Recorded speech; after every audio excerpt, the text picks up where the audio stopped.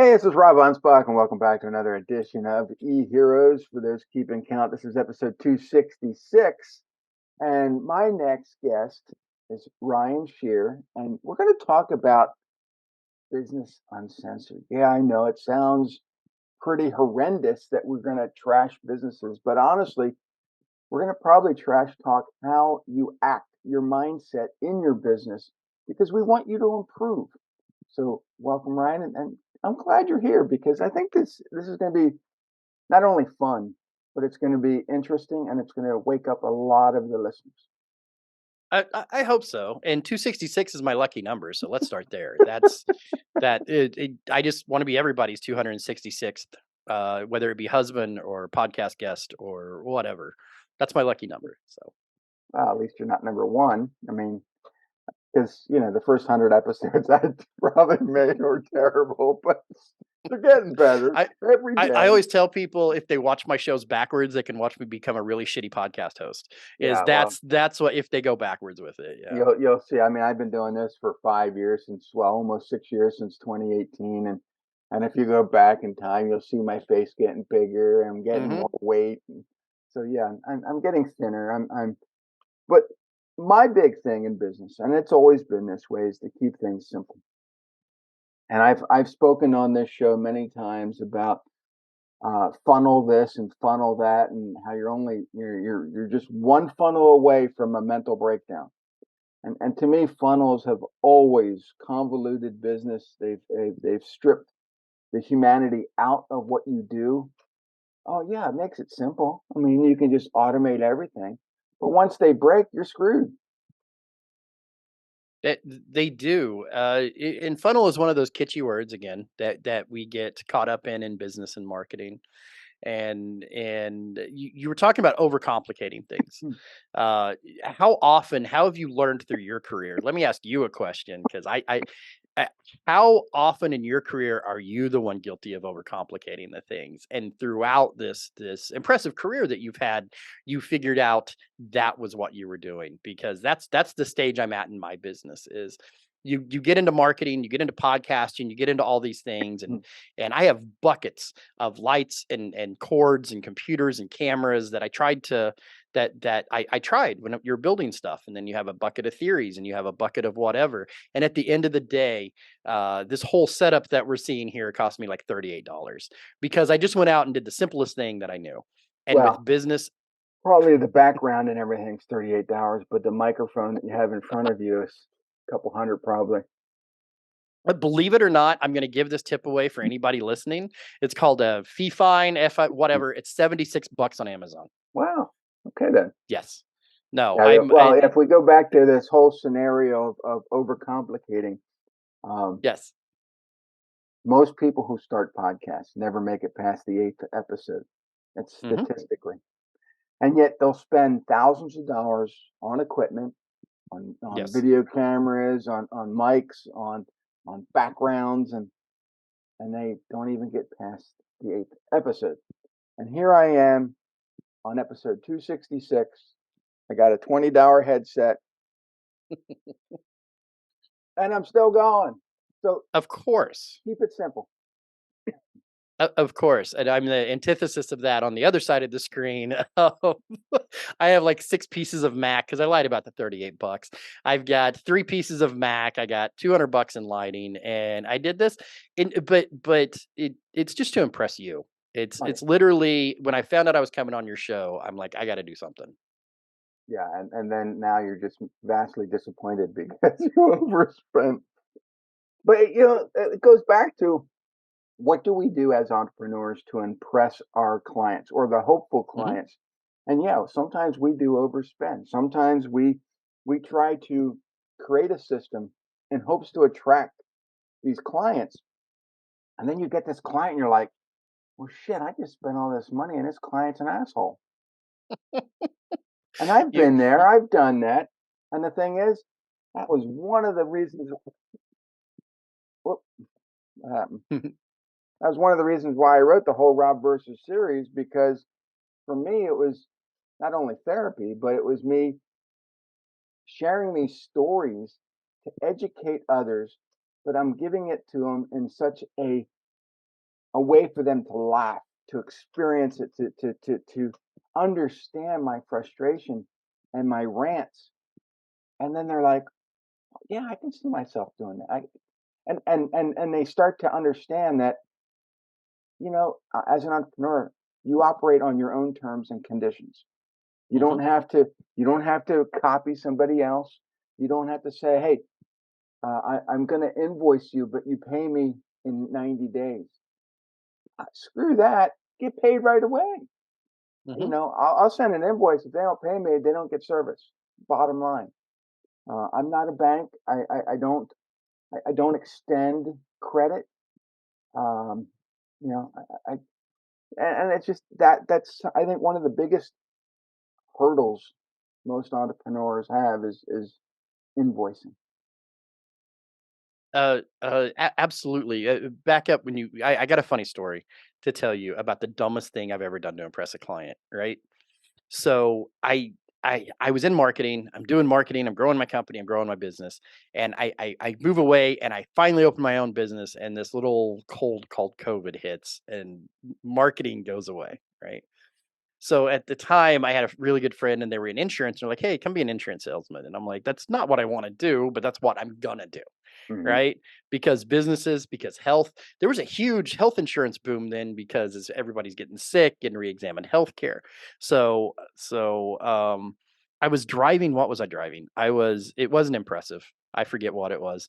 I don't know. It was a 15-year-old car or whatever. So I went out and made a couple good sales and did whatever. And I went out and bought a BMW is what I did because I figured out I could sell more insurance as I pulled in a BMW than I did in like a Toyota Corolla from 20 years ago.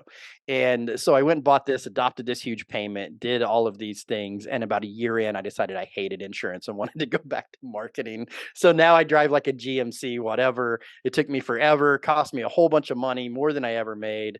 And back then it was just I just wanted to impress the clients, right? If you anybody that's listening that sells insurance, one, I'm sorry. Two, that is such a weird competitive environment, right? And everybody's out there trying to impress each other and trying to do that. So that was probably buying a BMW was probably the dumbest thing I ever did to impress a client. And oh, by the way, I absolutely could not afford Yeah, it. and I think too many businesses live in FOMO land, and Yes. my whole philosophy is screw FOMO, embrace JOMO, which is the joy of missing out, Hmm. and simplify your business, and things will work out better. Will you still get hit with unsurprised stuff that you weren't expecting? Sure, but Hmm. when you have a different mindset, things hit you differently, and you're like, oh my god, FOMO. I didn't do that. I didn't buy that. I didn't. With JOMO, it's like, okay, whatever. Next, and I've it's just different. my dad was an engineer, so my whole life has been taking whatever I have laying around Hmm. and making that work. Oh yeah, MacGyver marketing.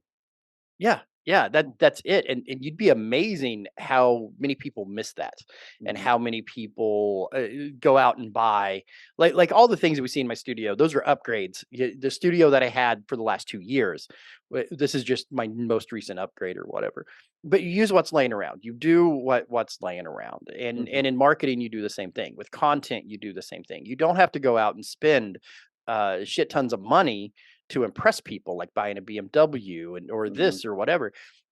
What you have to do is be good at your craft. What you Hmm. have to do is be confident at your craft, and what you'd have to do is have the knowledge to execute your craft and not just do buzzwords and not just do flashy things. Yeah, Flash should always be secondary. yeah. Well, and in defense for our whole industry, you know, we don't control Google. We don't control Mm-mm, Facebook no. or LinkedIn.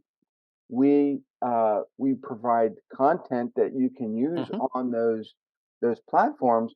But I've been finding that a lot of people are like, they'll call me up, random people. Hey, I saw your post about spam. Can you help me fix this? No, I don't own Google. I can't do any of that crap. And for the amount of money I'm going to charge you to do it, you're gonna. So You know, creating content is one thing we do.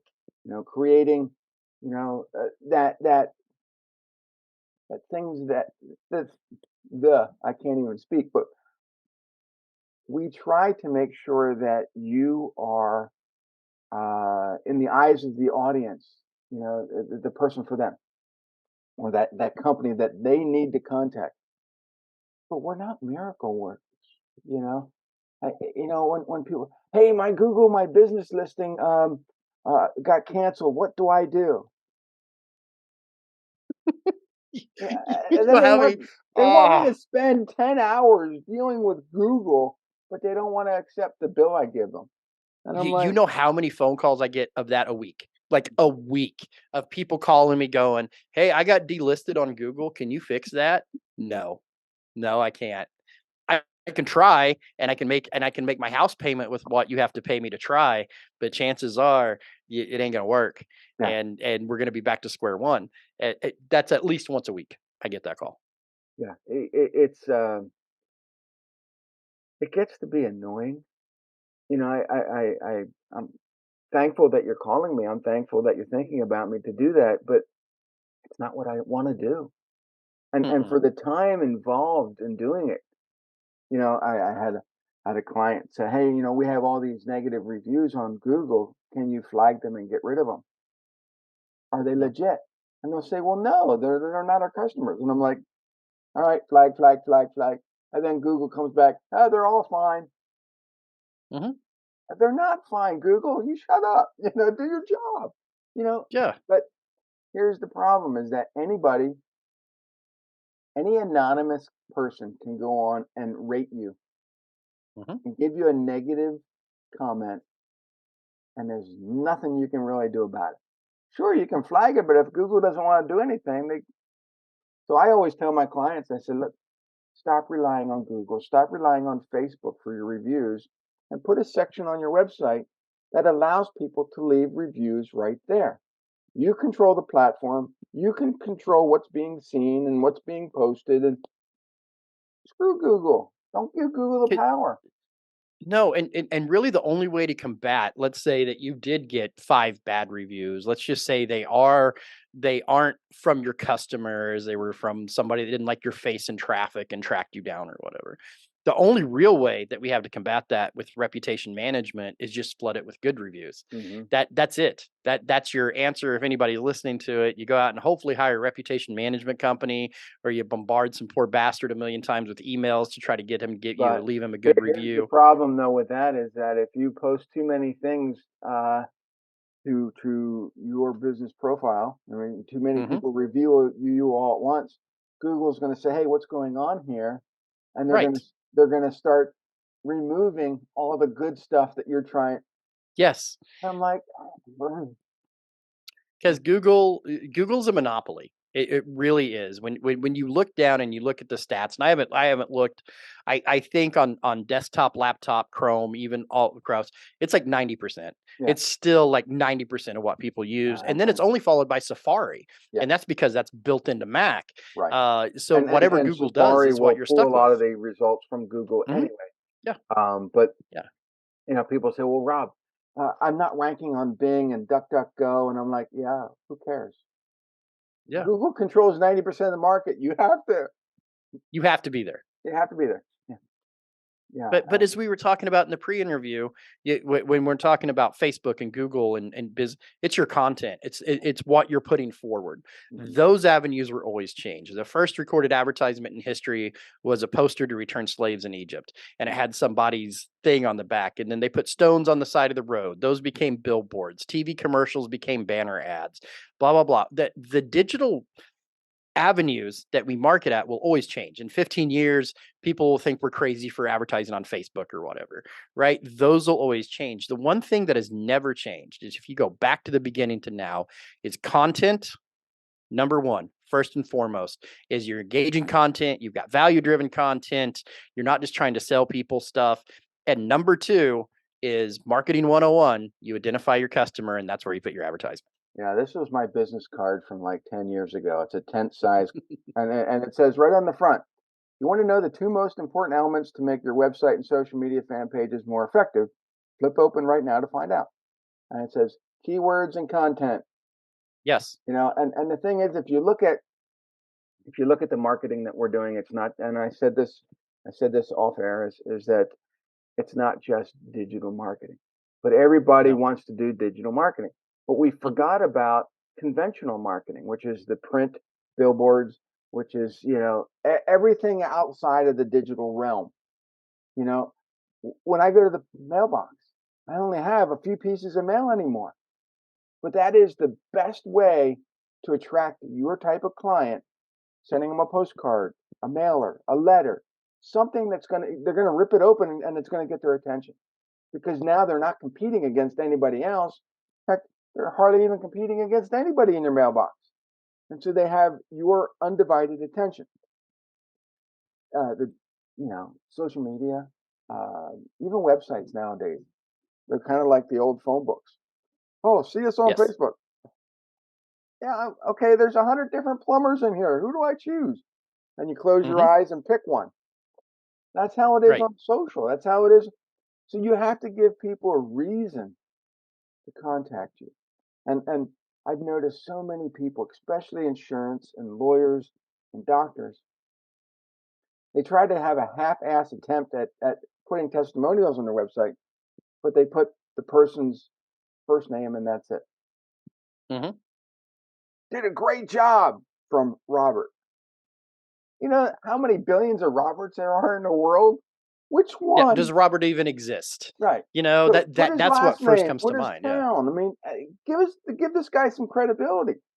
And so, we're losing that battle to attract people because we don't want to be authentic. We don't want to put testimonials on our website, real testimonials. And to me, those testimonials, those reviews will get you more business than a social media post on Facebook about nothing. So come on, Right. people. Right, and the funny thing that I need to remind people of. I love history of marketing, so I've looked when I started getting into marketing and really getting next level. I wanted to look where we came from because I think when you look at the history, the things that never change are the things you need to pay attention to. Right, Mhm. that everything else is technicals. Um, that there's a reason why when me and you grew up, everything was named a plumber. A plumber. A plumber, right? Because you opened that phone book and you wanted to be top of that list, Mhm. right? There was a lot of weird names like A helper real estate, A blah blah blah. However you could, and then they would just start tacking A's onto it. So Mhm. you'd be like, pest control. Like they would figure that out. And they got really creative with that. But as phone books died, now you use keywords. Mhm. So now you have Plumber McPlummerson plumbers at Plumber Drive on Plumber Lake Road wants to do plumbing for you will be the name of it because they want to keyword that. So Mhm. that's just an interesting change. Now, the thing is because Google has all this and they're getting ready to strip third party data and they're getting ready to whatever, it's going to come back down to content and your websites, and your Mhm. websites are going to become more relevant again Yeah. And because as they strip those off, that's what's going to happen. So that's Mm. interesting between plumber to plumber McPlumberson that does Right. plumbing. I'm interested to see what the next iteration as this digital marketing thing over the next year changes so much. Wow. And but people don't want to create content, so they hire us, No. and they'll say, "Hey, Mhm, well, okay, Rob, what can you do?" And I said, "Well, the first things I'm going to do is I need access to your website because we're going to put some articles on there. We're going to put some blog articles. mhm, I want to interview you, so now you have some video content we can put on YouTube." And I was like, "Well, why?" I said, "For one, Google wants to see fresh, relevant content on your website, not a website that's static that you haven't updated in years. They want to know that mhm, you're being updated. And and and then when you complement some of those videos on YouTube and you put those links from YouTube on your website, now Google is saying, hey, it's got not only relevant content, but videos that go back to our own property, which is YouTube. mhm. And so, but people don't want to do it. They say, well, Rob, it's too hard. Or they don't want to pay a legitimate copywriter to write the content. So they'll say, I'm just going to pay $20 a month for OpenAI to create my stuff. Whatever. Just put the content on your website. Right. It matters that it's there. Like half of nothing is nothing. So Yeah, if you're only getting half rankings because it's AI or it's not the greatest content, that half ranking is still better than no ranking at all. Having a stagnant website. I always when I explain SEO and this process to people, it's helium, right? Whoever has more helium in their balloon goes higher, mhm, right? So that content is helium. But just like those old balloons, you blow up a helium balloon and you put it in your room and it floats to the ceiling. If you don't tend to it, if you don't add helium and you just let it alone, what happens? mhm. It starts Well, doing this. and also, I think a lot of companies make the mistake of putting industry keywords down. Well, if I'm a marketer, I understand my industry terms. So you and I understand them. But Mhm. the customer searching for me doesn't understand those keywords. So now I have to No. dumb down my keywords to the point where the average consumer can understand. But you have the gurus calling you and the scammers calling, hey, I can I can rank your website for your three best keywords. Three best in Nobody is going to search my industry keywords because the only people doing that are people in my industry. Yes. So that's, and 10 years ago when I wrote the book Optimize This, which was all about SEO, I came up with an acronym that I've been using for years called APE: analytical, psychological, and emotional. And those are how I come up with keywords when I put them in people's websites to rank them. Because when people search, they search out of fear, they search from emotion, they search from a psychological point where it very rarely do they ever get a referral. Oh, I broke my leg. I need a personal injury attorney, or I got in an auto accident. What do I do? It's always from a reactive point that they're searching. And so when you can create these words that people are actually going to search, you're going to get a better type of clientele. If they're just searching for your industry because someone told them to, it's like going through the phone book. You're just going to pick and choose somebody, and they're not going to be the right fit. So I try to dial it down. The problem is right now is all the software that is out there now, Yoast and all-in-one SEO and all these other things.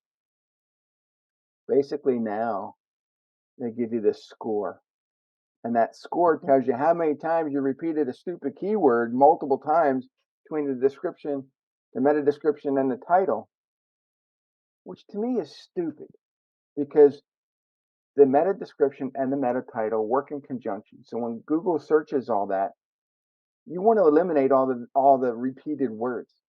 So you're Mhm. adding extra words, non-repeatable keywords. So now you're ranking instead of three or five keywords, you're ranking for 30 or 40 or 50 or 100. And so, all the people call, hey, I can rank you for fuck you, Rob's going to do me, for 100 Right. keywords. And to me, the SEO industry needs to change. It needs to It waken up. does. It needs to, but it's all about ranking those particular words that nobody's ever going to search for you. It and my biggest thing with SEO, and I've had to tell over at the marketing company I just come from before this new company. I was director of marketing, and when I would talk to the SEO guy, I'm like, so we would have a copywriter, an in-house copywriter, write something really nice, then we'd send it to SEO. Hmm. They would literally butcher the shit out of it and send it back. And I'm like, no, stop. I'm like, you two need to work together and find that balance. We have to have SEO. I don't want to discount to say SEO is not important because absolutely it's crazy important. And as third party data is going away and all this other stuff, it's going to become even more important.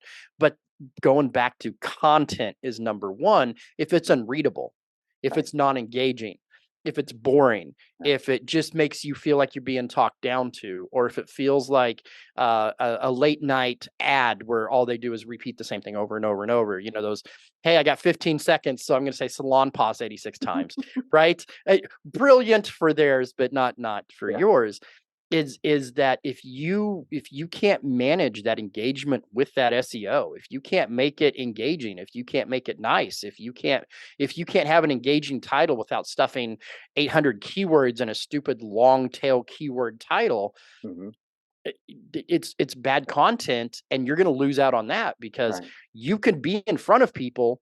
You can get in front of people. You can get on stage, right? And that's what SEO does. It puts you on stage. But Hmm. if you don't know what the fuck you're talking about, or you're bomb out on stage, getting there didn't matter. Right. So And you have to make that content. one of the simplest things that you can do, if you're not a writer, if you don't want to pay someone to write for you, have someone interview you, just like these podcasts. Hmm. Just an hour length of an interview could produce 12 to 13 blog articles. Hmm. And so I'll interview people and we'll take all their content, and it will start out as a natural conversation, but it'll lead to something. You pull out these questions, you pull out these conversations, and I've pulled out 13 to 15, sometimes even 20 articles that, if we just push one out a month, their whole Hmm. year of content on their website is taken care of.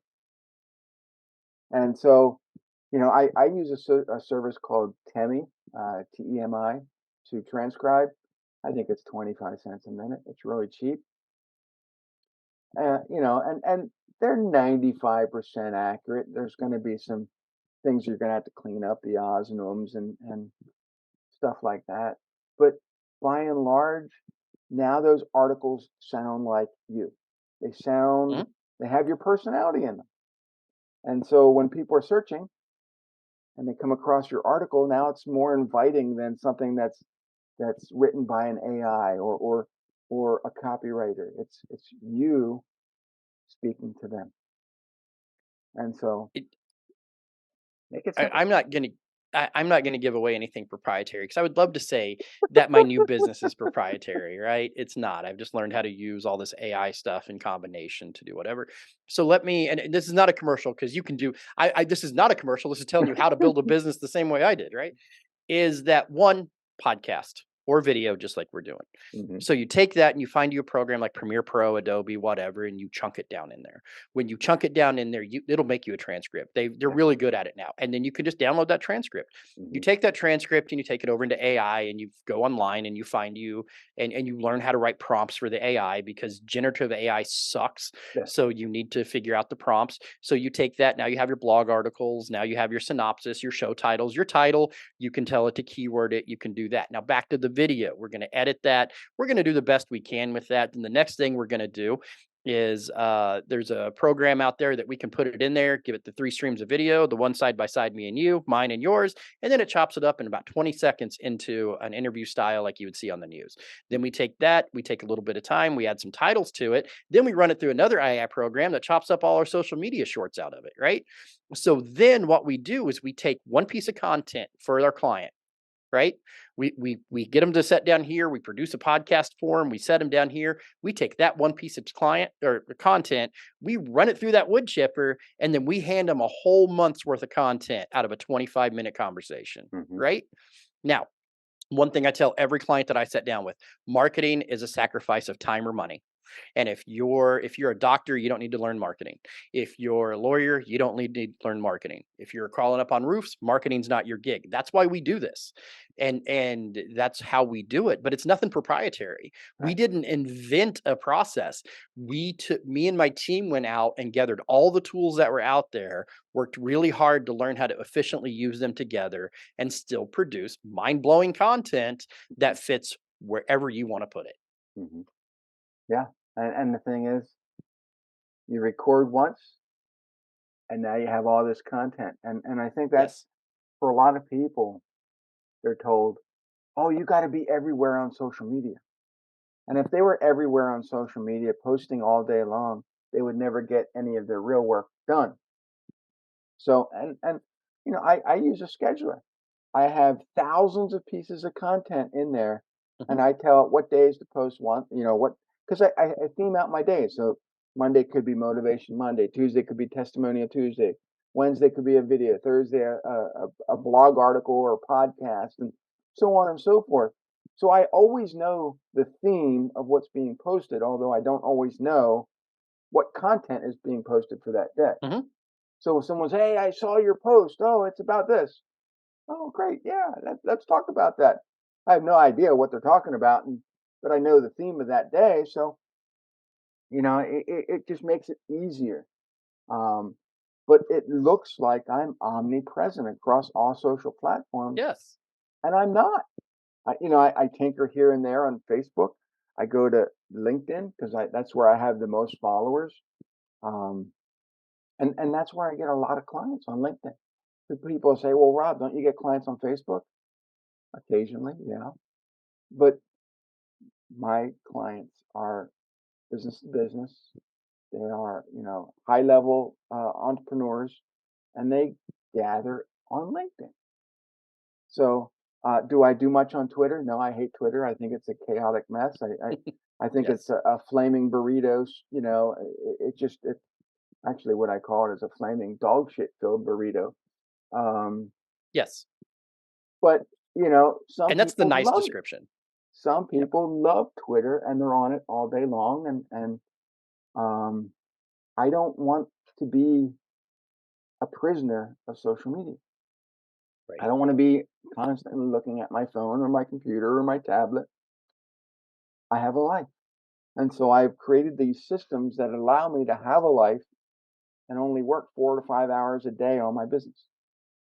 And most people are like, well, I don't understand, Rob. You're only working 4 days or 4 hours a day? I'm like, yeah, I've been doing this for Yeah. 20 years. So yeah, I got to that point where I can do that. Yes.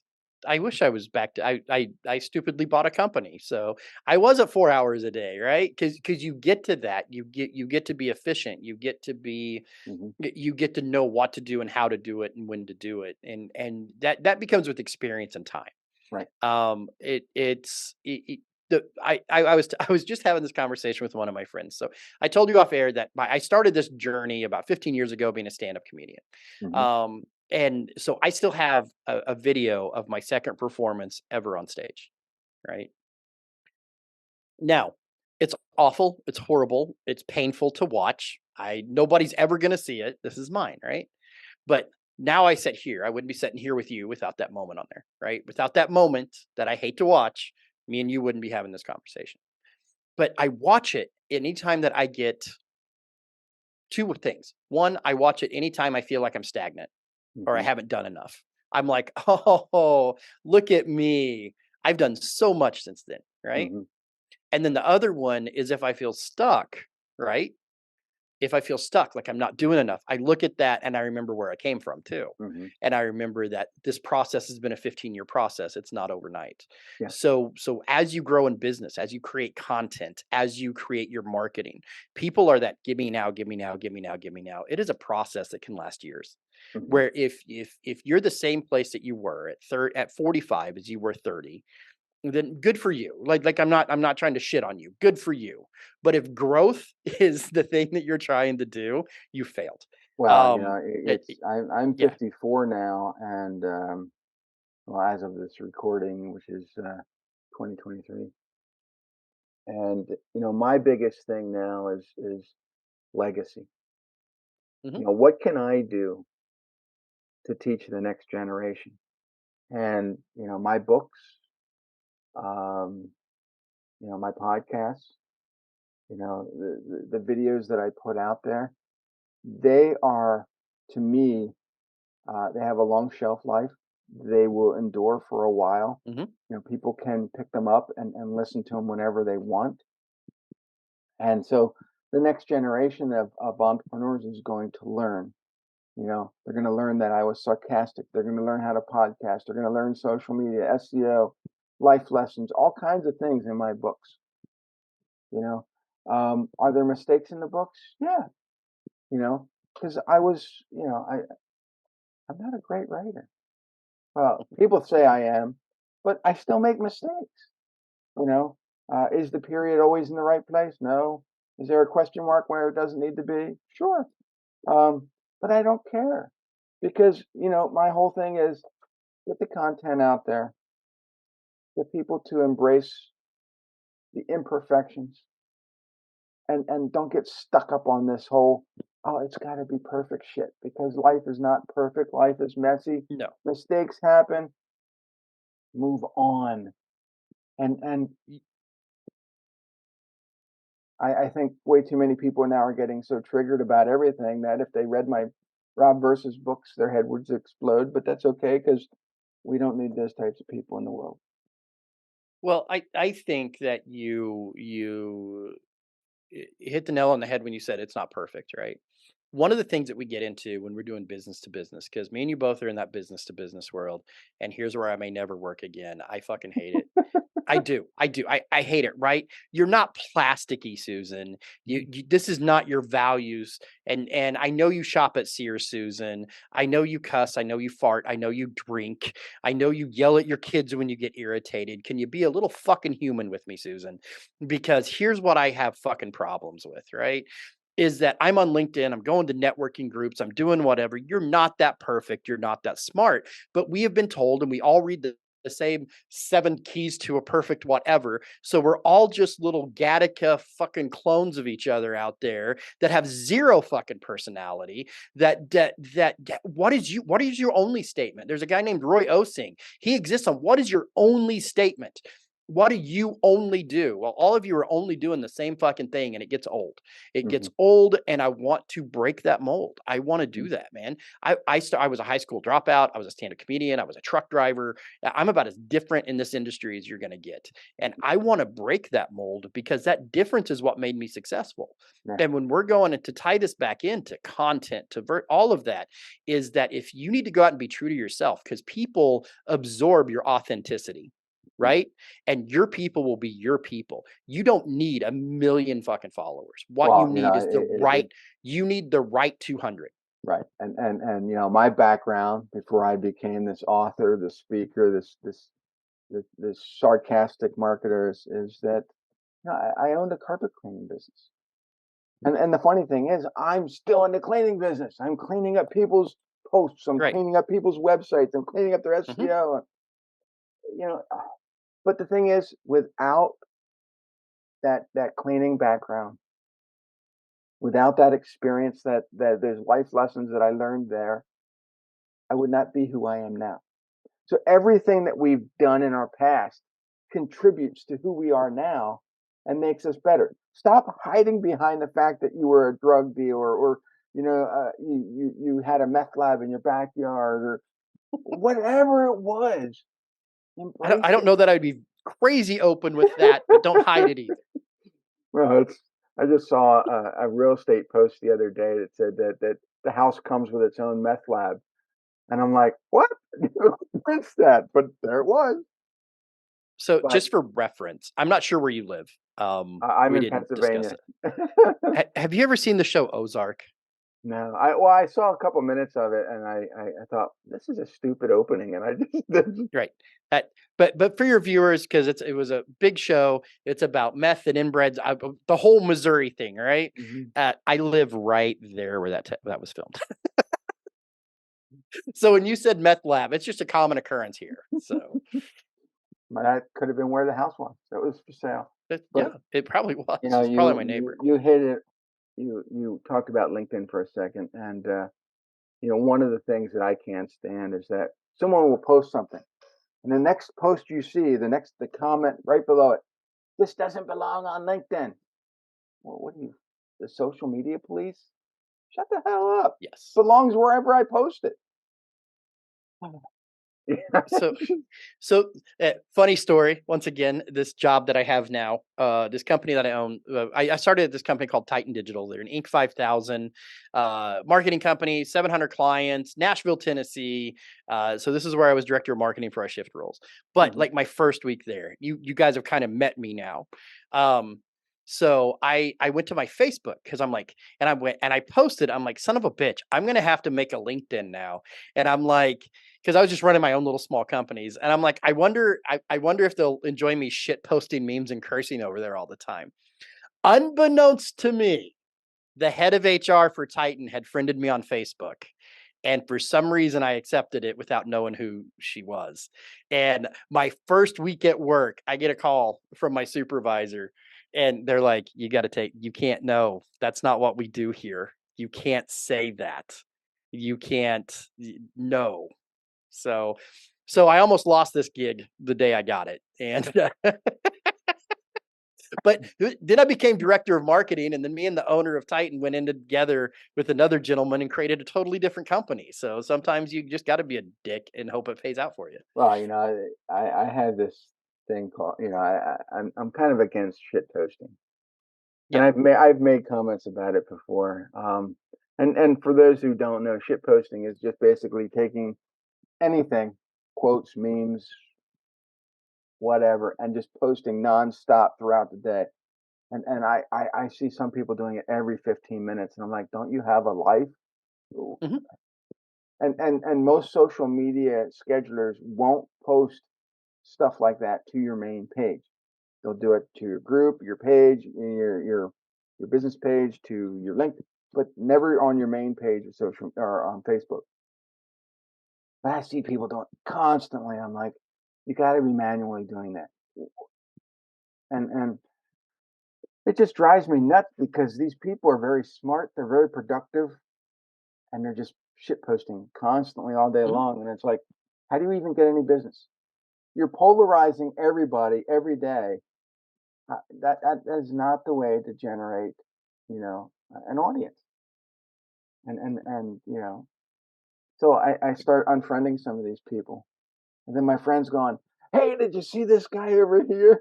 And I'm like, "Yeah, I unfriended him." I'm like, and Yeah. then they get upset with me because I unfriended them. I'm like, I don't need to see it. And then, but I have people come back to me like, Rob, you post every day. I said, yeah, I post one time a day, and they consider that shit posting. So, you know,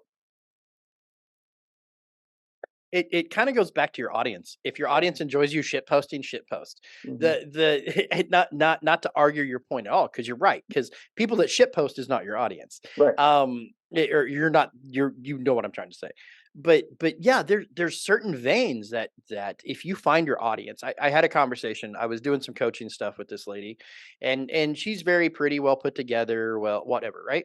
And she goes, I don't understand it. Whenever I do Facebook lives and I'm on it, I get like 100 likes. But when I'm just showing my product, I don't hardly get anything. I'm like, then hmm get your face in your damn videos. hmm That's what that means. It's not some moralistic, fibery question that you need hmm to do. If that's your audience, that's your audience. But yeah, but the shit posting memes thing, you're correct. I it drives me up the wall on LinkedIn too. hmm To take it back to a corporate thing, the corporate shit posters hmm that are like, look what I did, look what I did, look what I did, look what I did, look what I did, look what I did, look what I did. Like, shut up, no one cares, man. It's like that little Stewart, look what I can do. That's exactly how I see 90% of people on LinkedIn. hmm That's just what I see. yeah, Sorry, went off on another it's tangent. no, and I think every business out there needs to understand who they are, what they do, and if you're the owner or founder, like I am, like Yeah. Ryan is that our personality becomes our brand. My Yes. sarcasm launched a whole series of Rob versus books, and people embrace them, and they're like, "Rob, you are so funny. I want to hire you."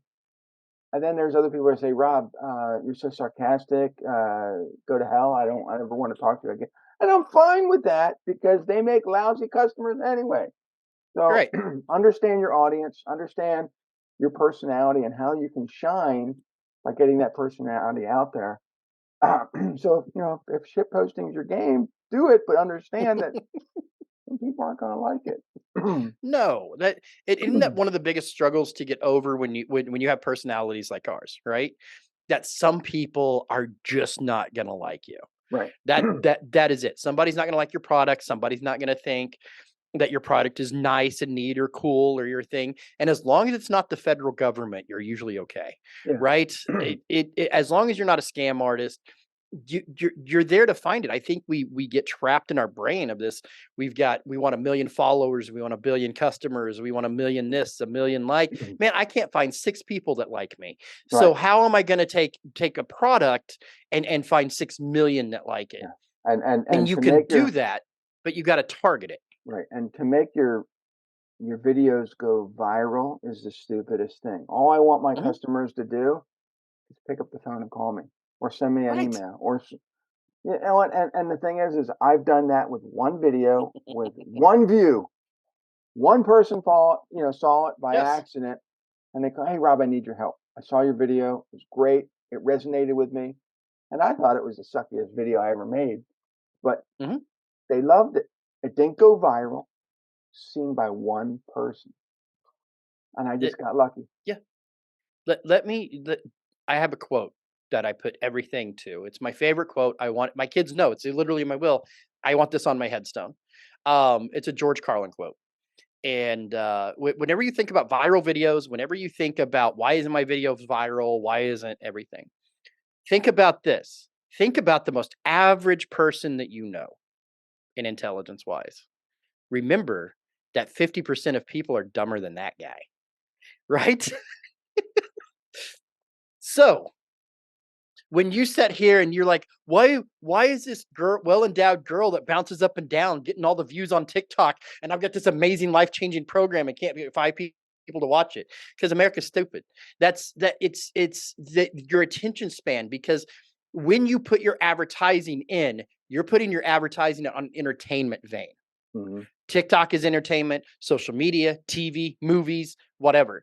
So if once again, going back to content, if your content is not entertaining, it's boring to them and it's not going to go viral. Hmm. But liquid death, if anybody is familiar with liquid death, it's bottled water and it is exploded, it's everywhere, it's whatever. And all they did was they made an what was that dude's name with all the flowery shit that run up the side of a shirt? Uh but anyway, they took his. I'll remember it and just shout it out randomly here in a minute. But they took a style of his and put it on a can, and it's just canned water. That's all it is. And but they made it entertaining. The commercials are entertaining. The things are entertaining. The whatever. So whenever you get in your feels about that video not going viral and you only have like 500 views or 40 views or 30 views, good, because the more views you get, the dumber you are. Hmm. Yeah, and I know people are having success with TikTok. I have a client that has gets Mhm. a lot of her clients from TikTok, and in the 1 year that she's been on TikTok, she's amassed like 80,000 followers, and it's awesome Yeah. to watch her succeed. But I hate TikTok. I'd rather put my videos on YouTube. I just like the audience there better. I just think TikTok is a bunch of jackasses that all they do is just want to comment on everything. And it's like, Mhm. you make a video and you got 1,000 people attacking you because you wore the wrong shirt. Yes. Like, Well, I don't need this. well, once again, the comparison there is I tried to do a TikTok series. I like TikTok. My kids are 18, 20, and 23. So TikTok just became part of how we communicate. They're like, Dad, watch this TikTok video. Watch this, so it becomes part of the things that I do. And I'm like, oh, cool. I like this. TikTok's algorithm is like crack cocaine. Yeah. They're narrowed down to exactly what you want to see and feed that to you, like spoon feed it to you like you're a fat baby that's starving. It's just like always constant, right? So I did this series of TikTok videos of history of marketing. Tried to make them fun, tried to make them whatever. Couldn't barely get them off the ground. Mhm. So then, if you know what a stitch is, you take a little part of a first video of somebody asking a question and you answer it. It's like, what is a movie mistake that you realize every time you see it? It flips to me walking in the garage. I'm like, when I said I do in my first wedding video, and shut it off. Right? That was it. That was it. 6.2 million views later for something that I invested zero time, zero energy, and was quite frankly just being truthful. I was half blitzed in the garage, was went viral. Yeah. But But the things that I put work into did nothing. could you take that and deposit it in the bank? No, no, not at all. Because 2 videos later, I got banned from TikTok for saying some shit I shouldn't have. So no, no. Yeah, and so here it goes. Goes Yeah. back to own your own platform. Yes. And know that, you know, we're I'm not saying go create your own social media or your video platform, but put your content on your website because you own your website. You're not going to get banned from your own website unless Right. you really piss off your hosting company. But you know, Right. No, we've done that. yeah, it's the whole key here is own your brand. You know, own your platform, and keep it simple as possible. And if you can do that, you're going to be, you know, more successful. But you know, how do people get a hold of you? Where do they go? I mean, you said you have this nice little business now, and you like it, Yes. but it's taking up a little bit more of your time. Mhm. How can more people take up more of your time? No, absolutely, because I want to grow this because this is the fun thing. Like you get to do all these things as you go through life that you don't want to do. This is and I think you can tell. You can tell when somebody's really energetic about something and believes in something. We create content. Like I said, just the process. We interview you, we get you a podcast, we get you distributed. We do that, then we take that content, make more content, make more content, make more content. Because content is key. Content is what gets you delivered. Simply, most of the time, my number's right on the bathroom wall, right under the toilet. No, I'm just kidding. Don't call them. But no, my actual number, best way to get a hold of me is Ryan at titandigital.com. That's it. Ryan at titandigital.com. It's pretty easy. You can, I'm sure you'll have my name in the show titles and stuff like that. You can go look me up on LinkedIn, I'll put for a Facebook. good time call. Yes, for a good time, call. Yes, well, for a mediocre time that you'll hide from your friends, call. That would probably be what you want to put over mine. But and Titan Media Works, and that's spelled weird. Titan Media WORX is our content website if you want to go check out what we do. We just got it built. So it's kind of like it's almost there. It's not quite there, but it gives you the general idea of what we're trying to do here. And the only other thing that I would plug is that I host podcasts just like you do. And I've got Small Business Chronicles, which, if you find any one of those channels, I make it really hard to escape. So you'll find that there. And first of the year, Business Uncensored launches. And it's going to be more of a produced, set down style show, something like John Oliver Daily Show, where we tackle and we land based business. And I'm going to say the F word a lot. So that's everything that I got coming up. Sounds like a lot. That's a Tuesday for me, sir. Up your game. No, it's. I want everybody to understand that learning is lifelong. You never stop Mhm. learning. And my business has evolved over the years. I've gotten better types of clients. I've written better books. Well, at least I think they're better books. They're funny. Um, you know, but I help other people with their books. So, you know, 40 books in 10 years for something that I didn't even, you know, want to do. I wrote a book back in 2013 and I shopped it around. Nobody wanted to pick it up because they wanted these technical books. And I wrote the simplest social media book you'll ever read. Um, and so I created my own publishing company and it just grew and grew and grew. So I'm very thankful for that. But I saw an opportunity, I took it. And I think everybody out there needs to understand that opportunities don't need to be complicated. Opportunities don't need funnels. Opportunities sometimes don't even need a website, although it's nice to have. But you have to understand your audience and where you're going and how to get them. So, with that, I will see you guys on the next episode. Adios.